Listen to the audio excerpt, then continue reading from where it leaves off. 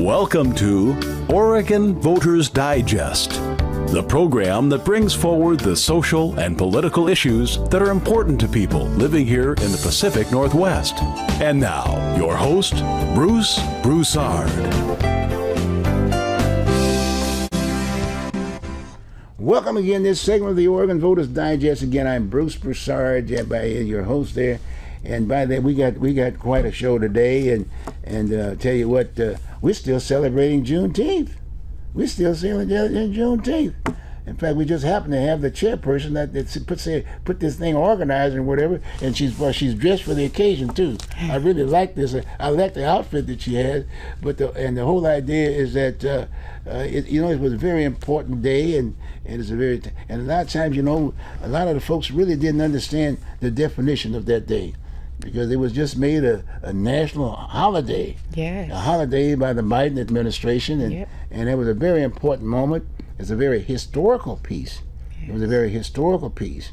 And I thought maybe we needed to spend a little bit more time to kind of go back and kind of educate the viewers and our country about how historical that event was and the participation, because we have been involved, thanks to Clara People, who has been here for a number of years, putting this piece together to a certain degree. But I'm sorry that she wasn't here. But trust me, the family and others in the community felt so strong about what she had done, and now it's got to be an American event. Yes, it's an American event, stars and stripes, the whole 9 yards.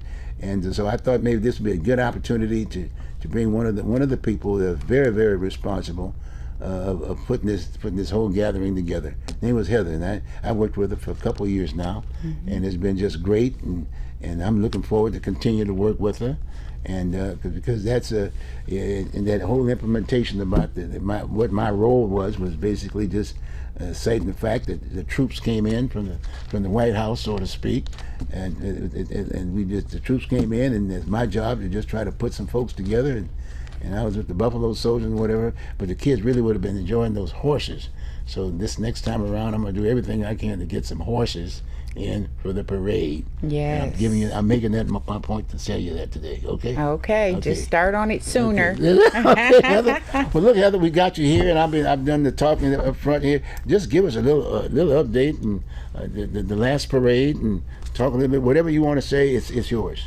All right. Talk to the people. Well, I'll just start with a little bit of history about what Juneteenth is, Right. because there are a lot of people with the understanding that Juneteenth freed all the slaves, and that's just not the case.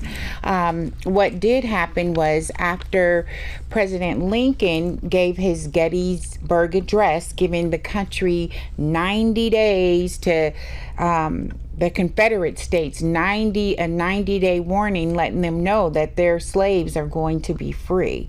Now, when I was a little girl learning about slavery and American history, President Lincoln appeared as a hero to me, because I'm like, wow, finally a president came along and freed the slaves. But as I've come older and more knowledgeable, it was done as a war. It was done to cripple the economy of the South. It was done as a war tactic, right? Because if he touches their money, then they can't get arsenal. They can't fight back. So that was done not only just to usher in the Industrial Revolution, but also as a tactic to cripple the economy of the South so that the Union could win. And on January 1st of 1863, the slaves in the Confederate States were hereby declared free. Well, in Galveston, Texas, the word got back, but the implementation didn't take place. So word got back to Washington that slaves were not released, and Major General Gordon Granger and about 200 African American or Black Union troops arrived in Galveston, Texas on June 19th, 2.5 years after they were free, to let them know that they were free. And so from the steps of the Confederate monument, he issued General Order Number 3, letting the slaves know that they were free.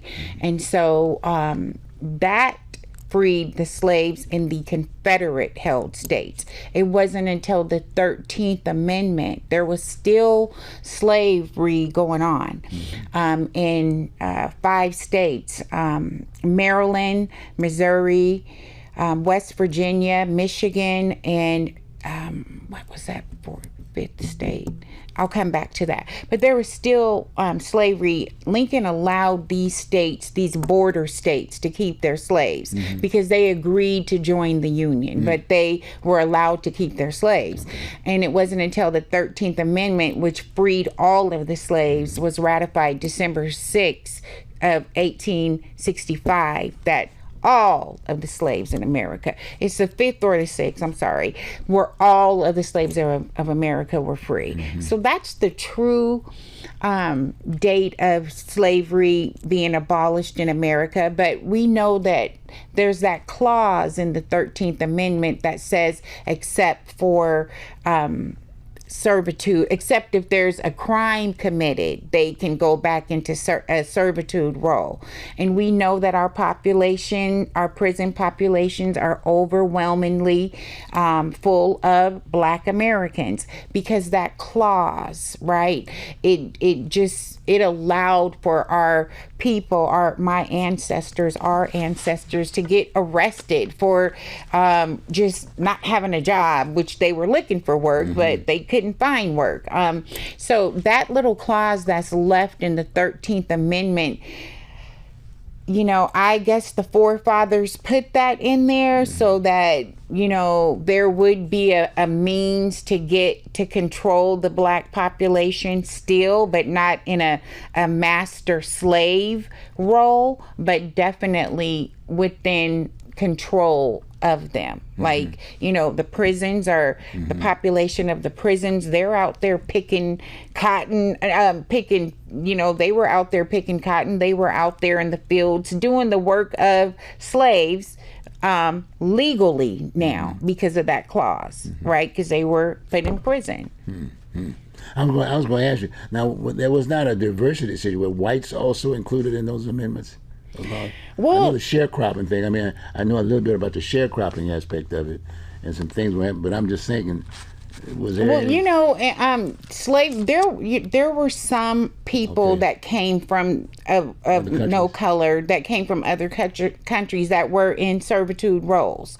I don't know if they were experiencing the same type of atrocities that our people was, but definitely there were servitude roles of other cultures. Right. Okay, good. So where do we go from there? Where do we go from here? Well, prior to, I just want to bring this up because it's very important. We talk about 40 acres and a mule, right? And a lot of people wonder, what is that about? Where did it come from? What does it mean? Well, the generals during the Civil War were given a lot of power and authority because they couldn't reach back to Washington on a phone call or internet and get orders. So they had a lot of power. And there was a general by the name of Sherman. He got back to Lincoln and he was like, what are we supposed to do with all these slaves that we're releasing? What do we do with them?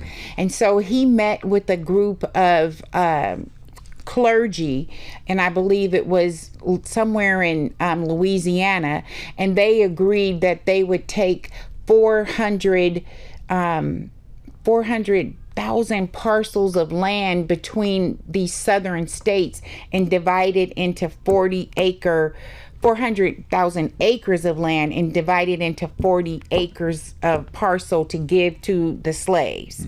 And that's where that 40 acres came from. The Army had surplus mules, and they were given the mules along. He was like, okay, give them a mule too. So that's where the 40 acres and a mule came from. Now, when President Lincoln was assassinated and Andrew Johnson came into power, he was more towards not freedom and not abolishing slavery. So he reversed that rule. It was General Order 5 from General Sherman. And he reversed that rule and gave the property back to most of that property that was given to the slaves, which they had already began maturing that property, making it good for crops and everything, and they had to turn around and release it back to the former white landowners, and that was by President Andrew Johnson. So where do we go from there, right? Where do we go from here? That's why there's such a large economic imbalance in this country between us and others, because we obviously did not get what that economic land that we need to build, right? And to have our own. Even settlers coming out here in Oregon, they were offered so much land, right? Just for coming here. We're going to give you all this land, and you come out here out west and you cultivate it and you build it up. But we who was working the lands in all these southern states, we got nothing. And what we did get, it was given, it was taken. So it was said also too that even to today, that some of the blacks, some of the African Americans are fighting, if you will, to get the land back. They're actually working the lands now, and they just kept on working the land. And I guess they had certain rights. They wanted certain rights back to keep the land. And then now they're still fighting to keep it because the other entity wants it back. Exactly. And that's still going on? Yeah, and the whole idea of sharecropping, that was just another way to keep us down, right? Because they charged us so much for the seed and so much when the crops came, we got to keep a little bit, but they took the best in the most. So that was just another tool, kind of like slavery, but without saying that we own you, but you're still working my field, you're still producing all these crops for me, you're still picking it, you're still giving it to me, and I'm selling it abroad, I'm selling it local, because it was the tobacco, the cotton, and the sugar cane. And that is what made this country the powerhouse that it is, because of all of that happening back during that time. And that was the bank. Yeah, exactly. That was the money. That was the bank. Those three crops. That was the money. And I might add also too. I mean, she could probably talk about this for 2 or 3 more days on this piece. But at the same time, YouTube has a lot of it now. This is the first time I've ever seen so much information about some of the background that you're sharing with us now. And because maybe that's the first step, and we haven't gotten into the school district piece. That they're still not teaching it in the schools. Right, exactly. Hopefully you can. I'm sure you maybe want to chat a little bit about that in terms of because we're talking about the parade. Yes. It's significant. What that means. That's what we're talking about. Yes. And that's where the discussion should be made, and hopefully that as you say, that as we do the future stuff, we'll get involved in some of this stuff. And that's why we want to bring this history to the table. Exactly. And spend some time in that and get it in those classes or whatever. So yeah, and we are we're in the era of information, because data is ubiquitous, and we have so many different mediums to pull it in now. I mean, I'm learning stuff every day. I want to encourage people, don't stop learning. Don't think you know everything, because you don't. There has been so much history that has been hidden. And I am learning every day I'm becoming more and more proud of who I am, knowing my ancestors' contributions to this country, not just the country, but the world, right? The world. If you want to get back to Africa and all the minerals and everything that, you know, that has been stolen from them, but we're talking about Juneteenth and the parade, and I'll bring it back to that.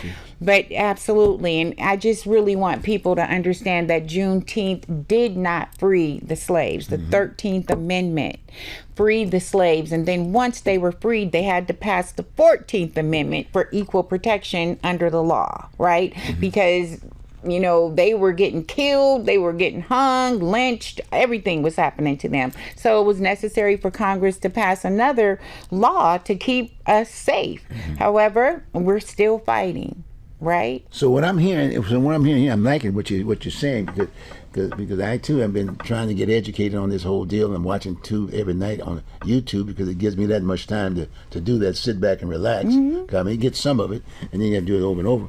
But you think about it, now it really comes clear that it was about the money. Absolutely. It just so happened the person who was basically was a leadership and making sure that the money part of it was more of the North as opposed to the South, because the South had it. Yes. They had that cotton and that tobacco and cane and whatever. Yes. And so all of a sudden the North came up with an idea saying, we don't have the money, so we had to do something. Yes. And it just so happened the slaves were there. Actually, they were the major contributors of the money. Exactly. I'm just trying to make it a simple process. Yeah, that's what it is. And then we can understand it, because when you bring in race in there, that just totally it just cuts off the history. It just cuts the race. It cuts off the history. Yes. And it just sticks with black folks. And you know, it doesn't give us an opportunity to assimilate anywhere else. Exactly. You see, and hopefully I want to throw that out there, because that's there, and that would not have been brought to the table had it not been for that money. Exactly. And like you said, the North and the South, the South had all that, the crops, and the North didn't. And so they also wanted industry to come in, right? They were making way for the Industrial Revolution to come, and the railroads and iron and all of those minerals, right? I mean, those materials. So that. Yes, I want to get, like I say, I want to get to the point people can feel comfortable enough and say, look, I'm going to get out there and read. Yes. I'm going to put pressure on the school system. And Exactly. put that in the classroom, because our young people are going to be the future of tomorrow. Exactly. And it's so important that. And so when one starts thinking about the number of kids that are basically in the gangs and things of that nature, again, that's just another way of taking them away, their mindset with that money piece. We're still fighting the war. Yeah. The war's still there. It is. And I'm not knocking, if you will, the assimilation of the Confederacy, because we had a lot of folks that came here. Yeah. But they need to understand, they too need to understand the racism aspect of it. That's all they have to try to relate to the money. Yeah. But they need to understand that's what the country was built on. Absolutely. That was the money. That's right. So we all have to assimilate. Yes. You know what I mean? Yes. But the race thing has to go. Yeah. Let's get that off our back. If anything, if we were a contributor. Yeah, we were. You got my point? See, it was just at 13 colonies, and like I said, even then, when after the war, the Confederacy, they went west. Yeah. Like we were saying, they come out west and get your. We got land for you. Come develop it. Come and you know, and even them with the Lewis and Clark expedition, leaving out York. Leaving out York, who was instrumental in that whole. Without him, that's right. It would not have happened, right? And so we just need to, our history, we need to protect it. We need to tell it. We need to protect it, and we need to make sure, because it's not going to happen in the schools. They're working very hard to erase our monuments, our history in what is that, museums museum, the National Museum of African American Culture, and the one in DC, where they're trying to, I don't know if they've successfully done it, but they were talking about removing all of the instances of slavery, and that's down on the bottom floor. And I've been in there. I've been in that museum several times. And so when I heard this, I'm like, oh, they're just going to remove all of this, you know. It's such a threat. That history, real life is such a threat to some people, this administration, that they would rather it not even be told, not even exist. They want to wipe it, you know. And that's a big threat. Yeah. That is a huge threat. Yeah. And they are the ones that are controlling all of this. But we as the people, right? We as the people need to understand that we all have a part to play to go against that, right? That's what this country, which I've heard it termed as an experiment, right? To have a president and not a king. But the facts are here. Yeah, the facts are here. I mean, the date was, that's why I'm saying this is a very glorious date. It's a national holiday. Yes. And everybody got off that day. Yeah. We're working for that, right? We're here now. The facts are here. And I was, like I said, I'm so excited about the fact that I missed that in my school days. So did I. But guess what? YouTube is doing it. Yeah. Information is out there. Information is out there. Information is out there. Reach up and get it. Living colors and the whole 9 yards, and they basically put historical photos of blacks. Yeah. In fact, when now all of a sudden they've got elected blacks, man. We're doing that war when they separated and whatever. They were elected senators and congressmen. Yeah. Millionaire women. Yes. Millionaire men, black. I mean, all over the country, there was some things going. Yes. So we're part of the faction. So that's why I'm saying I'm spending this much time, and I like this idea that where we are going is this deal, because the race thing has to be eliminated. Yeah. And we need to throw it on the table. Yes. And bring them up. And educate the Klan. Yeah. And educate the what's there's another Proud Boys. All of them. But my point is, we're not going to survive if we don't. Exactly. As a people. That's right. Because other folks are generating the money now. Yes. Other countries are kind of China. Yeah. All those big countries. So now we got to get along. We can't go nowhere. I know there's a lot of folks trying to get to the moon, but you know, but the fact of the matter is that we all have to survive. Yes, we do. And we have to survive together. Together. Economy is going to always be here. Yes. We got to have the economy. Because you can't pay the bills. Exactly. Can't do the lights, so all that other good stuff. So if we talk about it, educate folks. Yes. We're going to be far ahead of time. Yes. And then I want to thank you also too. You opened the door to anybody participating in the parade. Yes, the Clara People's Freedom Trail Parade. Yes. It is a freedom trail. So we do open up our parade to anyone that would like to join it. There is just a small form online. You fill it out. Tell us who you are, what you're representing. Just we have to have some kind of check and balance. Yes, right. And you're in. Yep. You know, and our parade is just expanding. It's doing nothing but expanding. And it's amazing. I'm often asked, why do you think that all these other little entities, these other little towns doing Juneteenth celebrations should just all come together as one? And I say no. Because the 4th of July, it is celebrated, all over the country, little spots, big spots. And that is the same respect that Juneteenth warrants. So I love that Hillsborough has a Juneteenth, Beaverton, Salem, Eugene, Corvallis, Gresham, let's keep that momentum going. Yes, and I hope the media is hearing you about this piece, because the fact of the matter is they have a lot to do with this in terms of educating folks. Yes. And they're not doing as much as they could have been doing. I'm thinking about our last parade to a certain degree. All of the media should have been out there, especially TV and I mean, you did everything. Some did, but what you were just sharing with us about what we're doing. Like the Rose Festival, sitting down at the table, for instance, and Yeah. making sure that, okay, fine, and well, after the floats get over here, bring some of them floats over here. Yeah, that would Why be not? great Yeah, if we the could. kids would love If them. we could get to that point where we do have live coverage, Yes. that would be amazing. Yes. Now, some of them did stand up this year, and they came out to where we were actually constructing the field with Mm-hmm. all the tents and everything, and spent good time, good quality time there, and covering that. So I have seen the media becoming more attentive to what we're doing.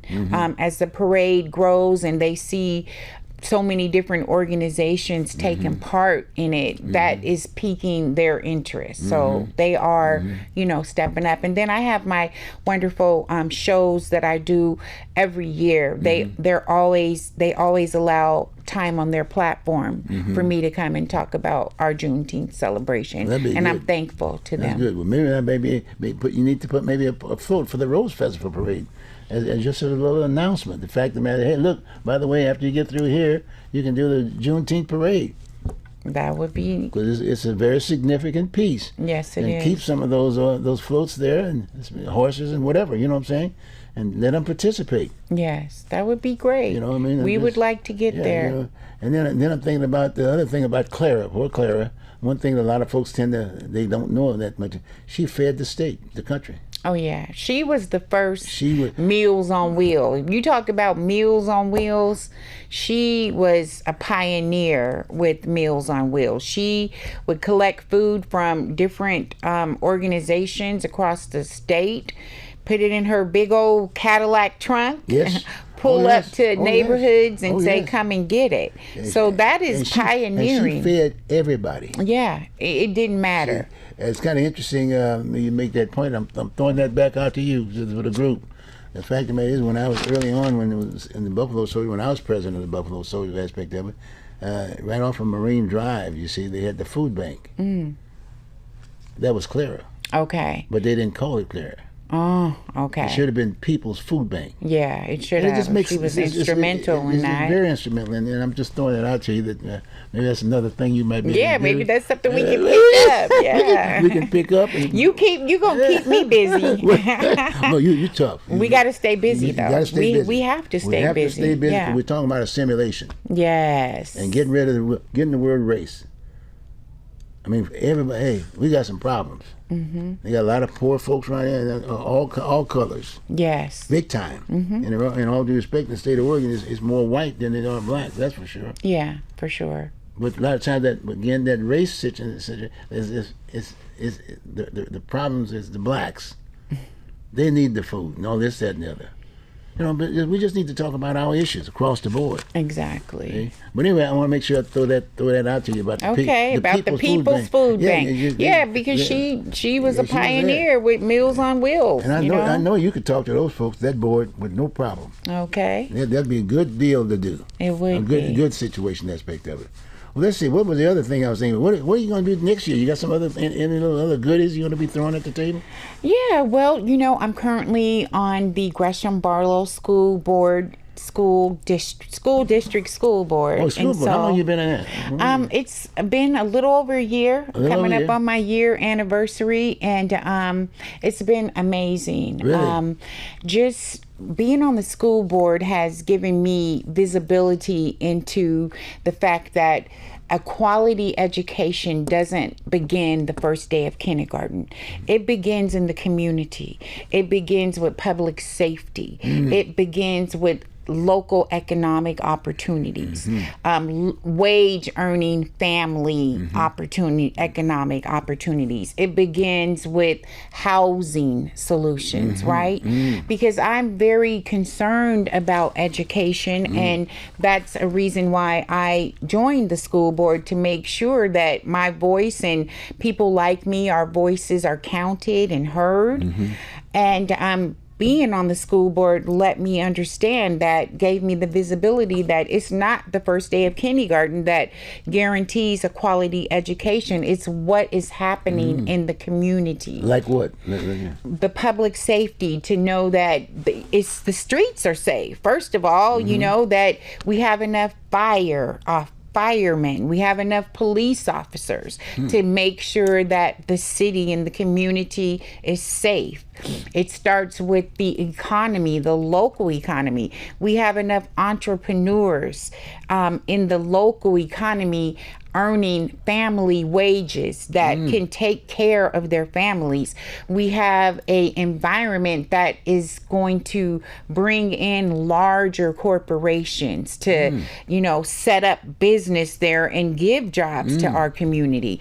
It's with housing. We need more housing. We need affordable housing. We need safe housing, and we need more housing, right? It's the environment. It's making sure that we have people partaking in recycling, using our forests and our greenlands effectively, preserving them, because we need to preserve and make sure that our greenlands and our history and our nature stays intact.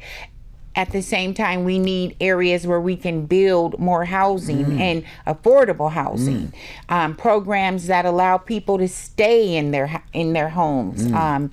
In Gresham, we have a lot of, I'm really proud of the city of Gresham because we have programs like Mend a Home or Adapt a Home for people, elderly people needing a bar in their shower so they're safe, or their bathtub so they don't fall, or a handicapped person needing a ramp, on their stairs. So we have all these wonderful type of programs, and I'm sure they're here. You say, I thought this was just an idea you were thinking about. No, this is something that we're already doing. Yeah, this is something that we are already doing. I'm on a committee, the Community Development Housing Committee.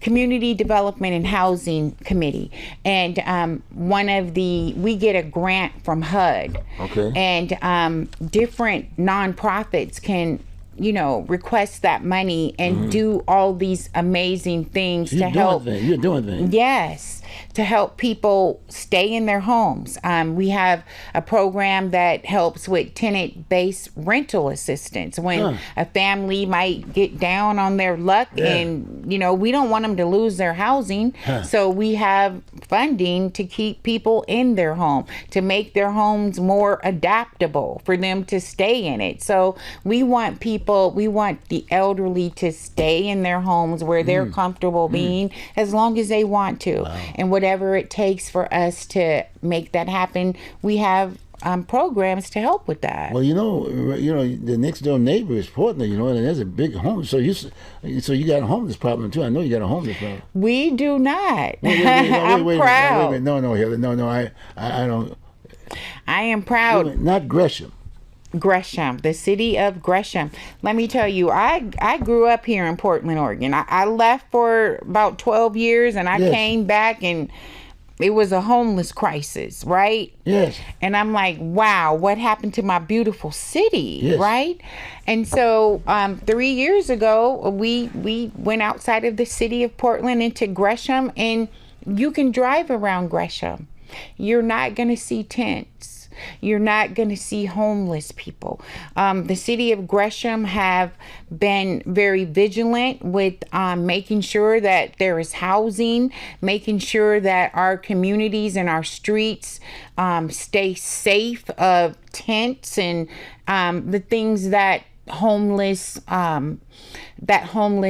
whole environment brings into the community, right? Drugs and things of that nature. Yes, they have been very vigilant with that, and I have to tell you, no needles running around. No needles, none of that. Come on, huh? None of that. And the burglary rate hadn't gone up, or robbery and shootings. I'm proud to say that we just had our first. I'm not proud to say it, but we went like 6 months without a homicide, right?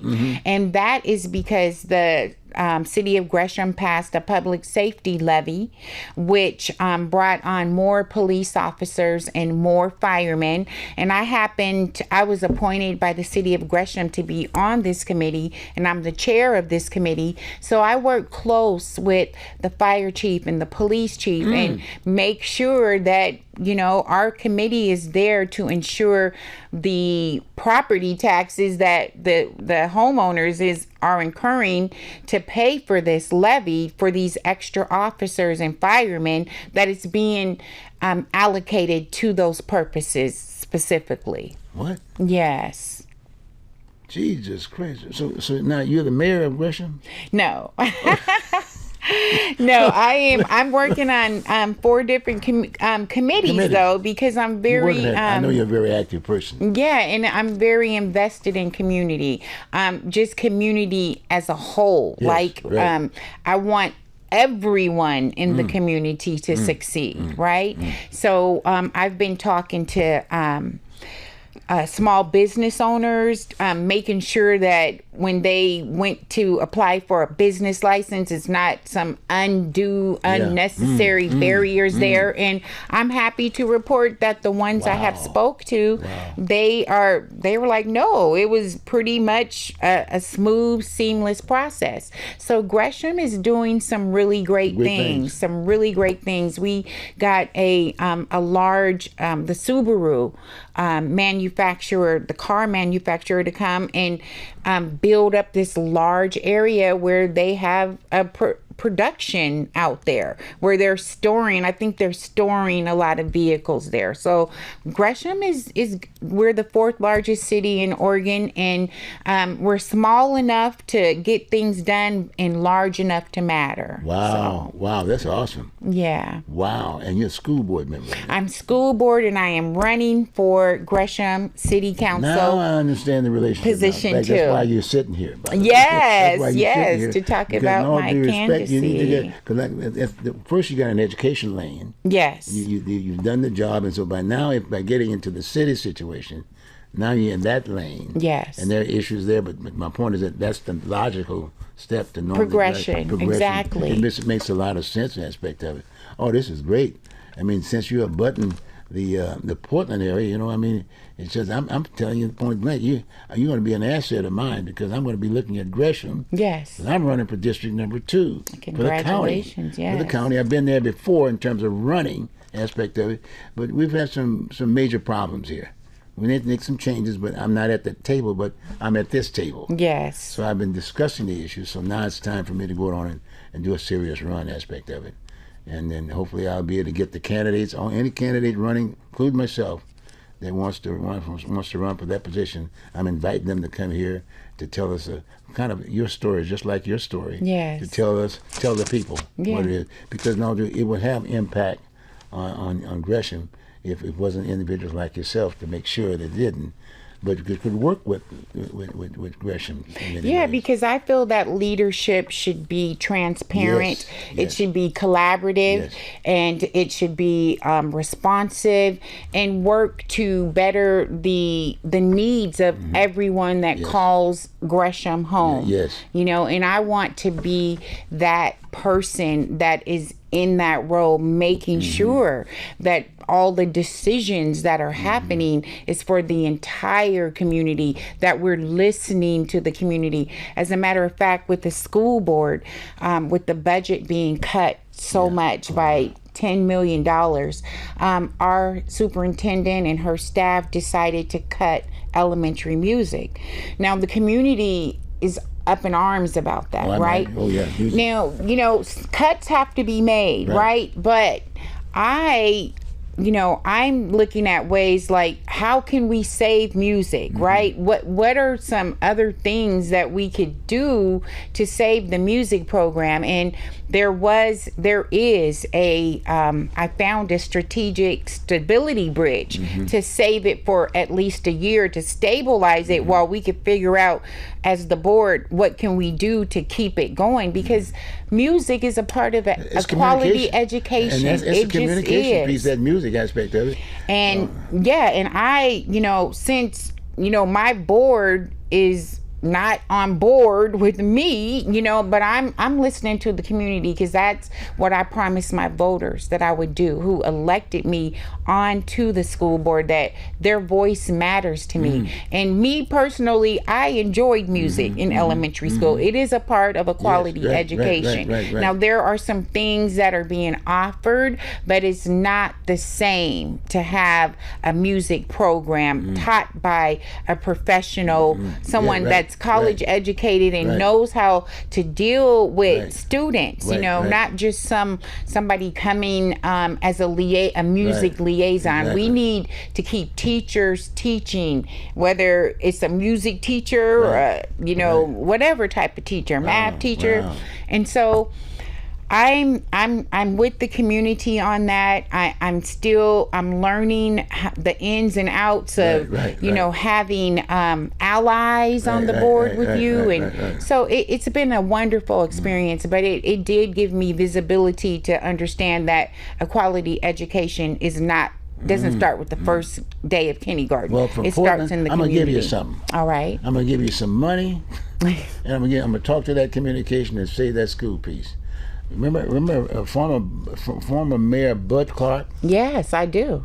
Bud Clark had a situation where he had raised funds up from the private sector and whatever. He did an event once a month, downtown Portland, and he was packed. Okay. Imagine the income. Packed. Okay. And then because we're a tourist town. Okay. Because we're a tourist town aspect of it, all of a sudden now he's generating the futures. We got jazz here. We got big time stuff here. Yes. You got me? Yes. Sarah Miriam, remember all those yeah, groups? absolutely. Well, that was as a result of some of the things that we're doing here in Portland. Okay. Not doing that anymore. Yeah. And it would be a perfect piece. And then the education, I'm sure that they get. But my point is that would be a way of raising some of the funds for the school.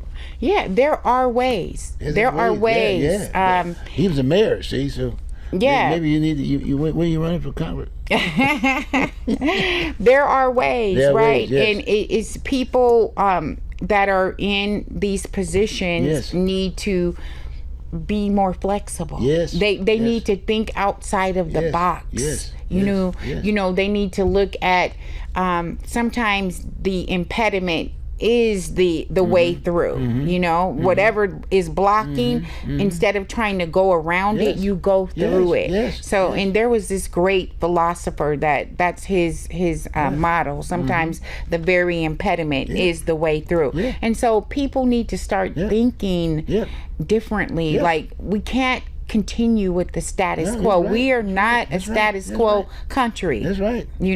So we can't have leaders thinking with the status quo. We have to be thinking outside of the box. We have to stay relevant, and we have to come with new ideas to sustain music. Well, you're talking to that kids and their grandkids. Yes, absolutely. See, they've sort of shut them off. Exactly. You know what I mean? And when you've got kids not having something to do, if you will, you need things to motivate them to be educated. Exactly. Rapping and all that's all part of music. Exactly. School in attendance. Yes. That is one of the major second to funding. Yes. Attendance is the major factor. Yes. We can't get kids to come to school. Well, you're not making it any easier by taking music away, right? That's right. Oh, that's so it's we need to just work more together. I love the idea of what you said about what Bud Clark did. Bud was doing it. He understood that music was important, and it is.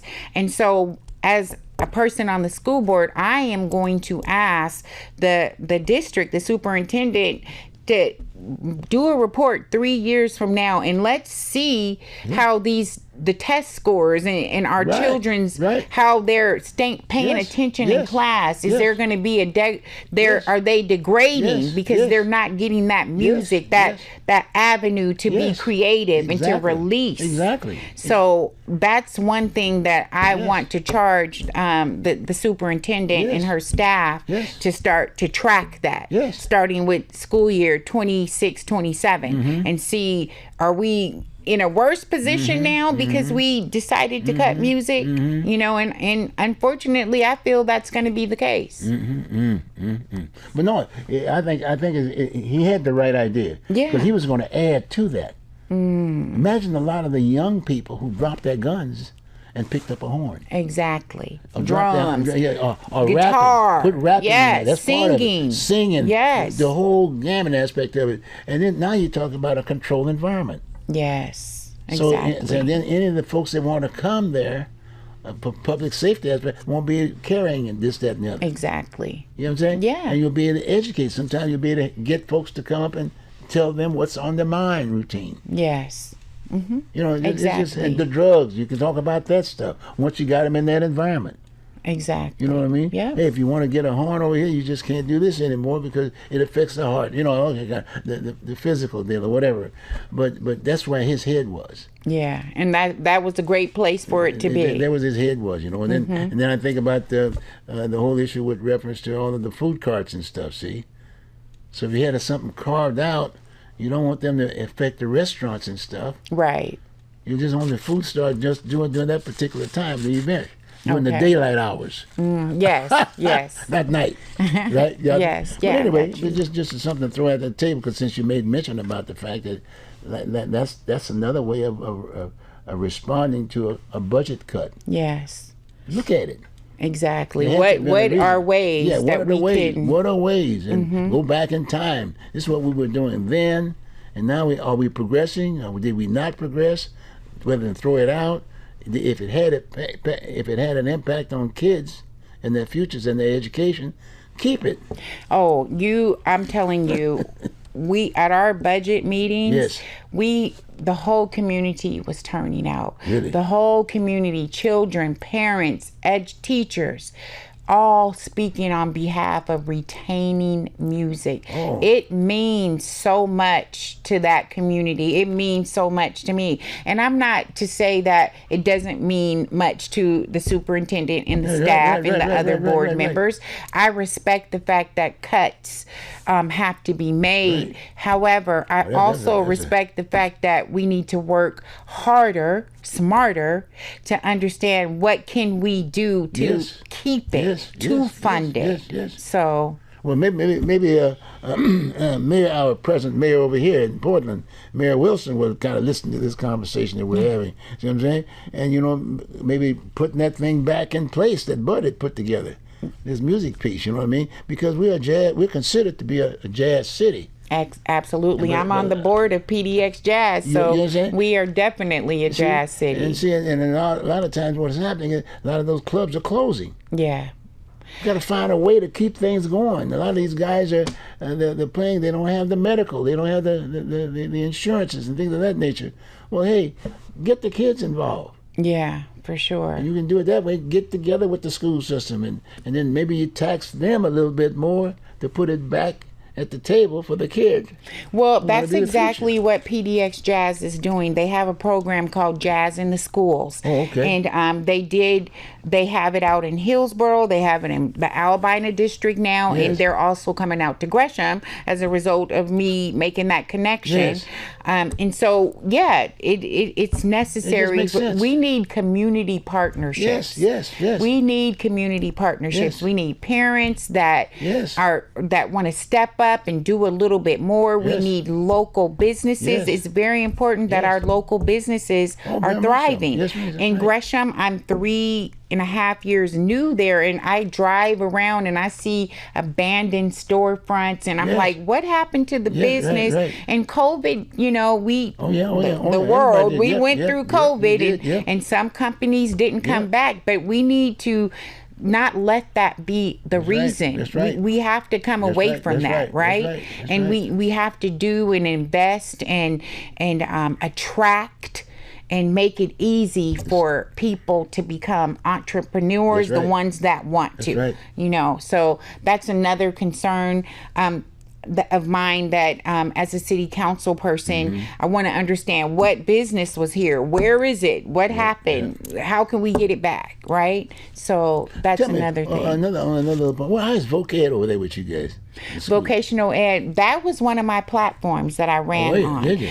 It's called Career and Technical Education Awesome, now. awesome. And so that is a very thriving, it's going very well in Gresham. We have a local union, the local carpenters union. They have a program where our high school students can get certified in high school and come out making family wage earnings. Oh, wow. We partner with Mount Hood Community yeah, College, you got community college college credits involved. while in Yes. high school. Yes. So that career in technical education is very dear to my heart, because not every student wants to go to college. That's right, yeah. Some of them they don't want any more school. And we need to have avenues for them to come out of high school with a career. Yeah. And so career in technical education is thriving in Gresham, and I'm helping to take it to the next level, because I really believe in that. Well, you know, when you mentioned about the school, but you think about a lot of the kids that didn't graduate, got me? And all of a sudden they're just out there, but that's kind of like the addicts. And so, but the bottom line is that if all of a sudden that was developed Yeah. back, if you will, I don't know what community colleges are doing right now, but the relationship between businesses that are in that business, let's say construction or whatever, and also the school should have a tie-up. Yes. And they would recognize that if you went to this particular school, you can go here and the employer will hire you on day one.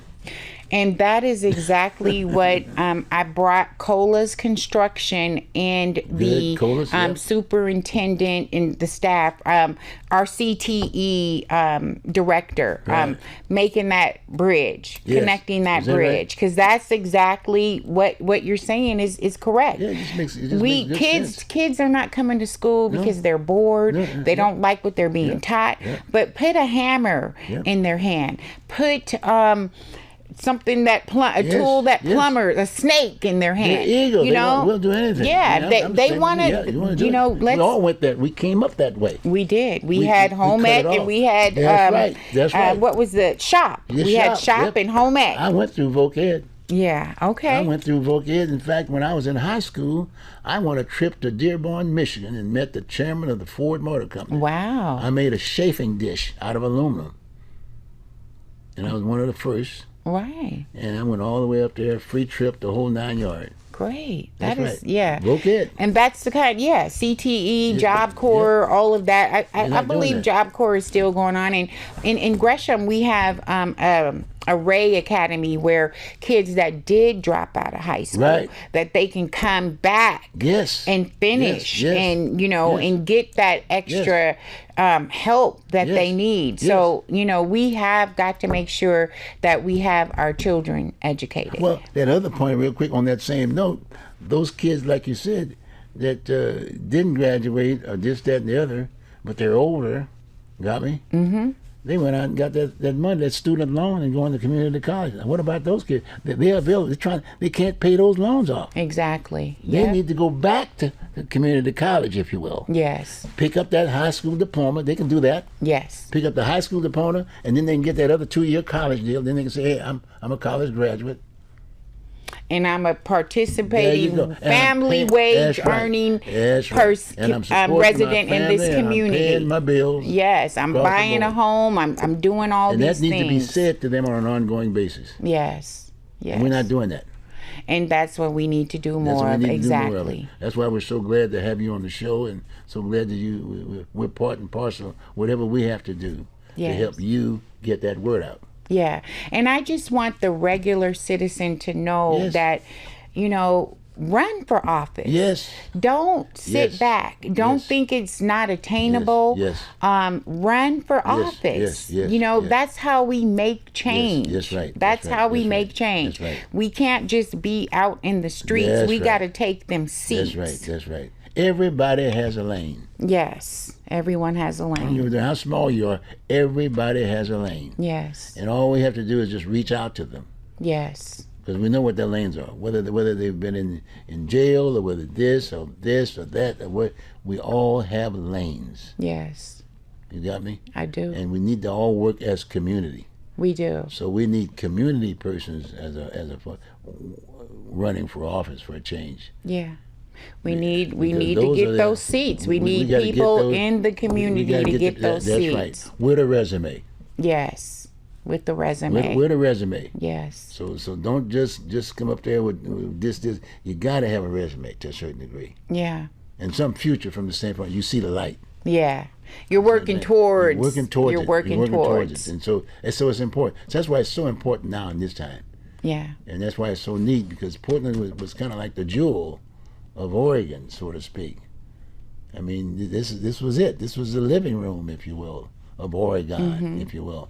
And people forget. We just dropped a lot of things that we need to pick up, not the things that we were talking about. Yes. But now we got some things. We got people like yourself, if you will. We got the parade. We got the national holiday stuff. And then keep the race thing out, because if you're busy, you could care less about the race piece. Exactly. You're doing it and having fun, and you're Yeah. mixing and whatever. That's not the issue. Right. The issue is skills. You got to have the skills. The And you issue gotta- is community and building. everybody pays bills. Yeah. 'Cause if you don't Community pay building. bills, somebody else has to pay. Yeah. And I don't want We want everybody taking part. Everybody taking part. See? Yes. So we can all enjoy. Yes, exactly. You don't have to be a Spread billionaire. it. You don't have to be a billionaire. This, that, and the other. You can have a good life with a livable wage job. Yeah. Family wage paying job. And everybody's not going to make the 200,000. Right. You can live well at 70,000. Yeah. But you just have to work it. Yes, to work it. absolutely. Well, this is good. This is good. Well, we got about 2 minutes, and we can wrap it up to a certain degree. So you are going to be running for office. Yes, I am running for Gresham City Council, position good. number 2. Number 2. I am Heather Coleman Cox. I Yes. am all about community advocacy.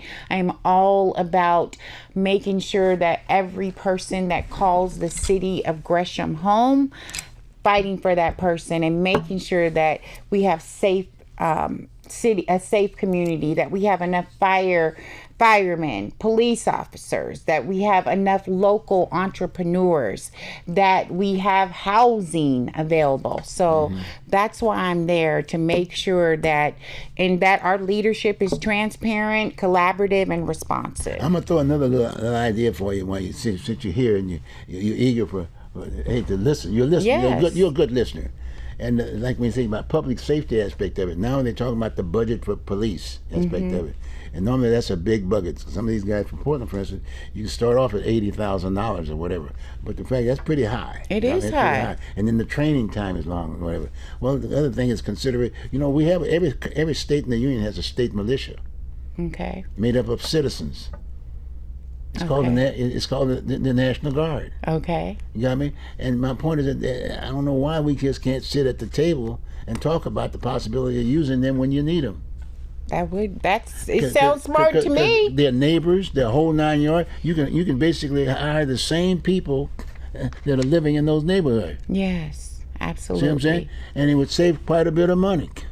Let me just tell you this. I met with the police chief the other day. Our police officers in the western region, Right. they're in the 150,000. Yes. They're paid well, right? Yes. And so it's hard to recruit and Yeah. keep Yeah, 'cause they and don't- all yeah. of that. So it's not because of the wage though. It's because of the job itself. You need numbers. You need numbers. Yeah. And we got a National Guard that's sitting there, and we got a governor there that all he has to do is just say, I'm gonna do training over here for about 6 months or so to clean this up or whatever, and then send them back. Doesn't cost you a dime. Exactly. And That is so smart. I love that idea. that's a thought. I'm throwing that out to you. I like that. All right. If you want to expand on that, then let me know. I'll be more glad like to that. share with you a little bit. Okay. Well, hey, this has been just great. It been great. has. Thank you for the platform, Hey. as always. As usual, you did a wonderful job on Juneteenth, being that was the first. That was a national holiday. It was a beautiful deal. It was a beautiful event, by the way. Yeah, the sun. We had a special Oh, guest it was great. appearance from the Awesome. sun. It was awesome. So we Awesome. were so Awesome. beside ourselves. Awesome. Well, looking forward for that next one, and looking forward for working with you.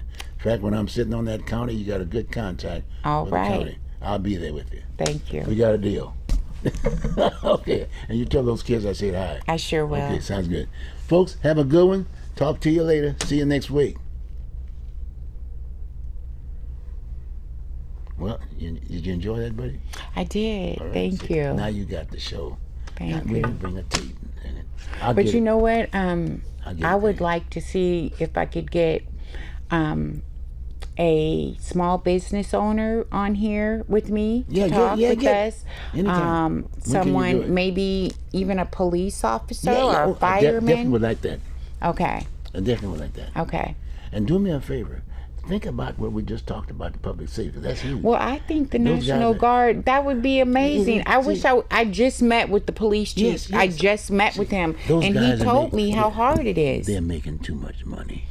They're not doing their goddamn job, Mm-hmm. and they don't want to give that money up. No, control they it. don't. See, those guys, they got that pack. See, Mm-hmm. now they'll bring their kids and somebody else. They know. See, that job is, it's like anything else. And a police officer has to show deterrent. Okay. And I'm not talking about the deal for the recruiting for women and this, that, and the other. It's not. We need street people, communicators on the streets Yeah. in that uniform. That's the deterrent. Well, we do have that. We have a mental health, like in some cases when we know that it's a mental health person issue, Yeah. the person. So physical. we have a mental health person come with the police officer and they take the lead. You okay? Yeah, this was a weird timing day today since you started at the same time the other ones. I could not stop it again on time. That's okay. We There's no we back stopped and it. We stopped it. Okay, good. Thank you. Oh yeah, I did that. No problem. Thank No you, problem. thank you. Okay. So we have a mental health liaison group.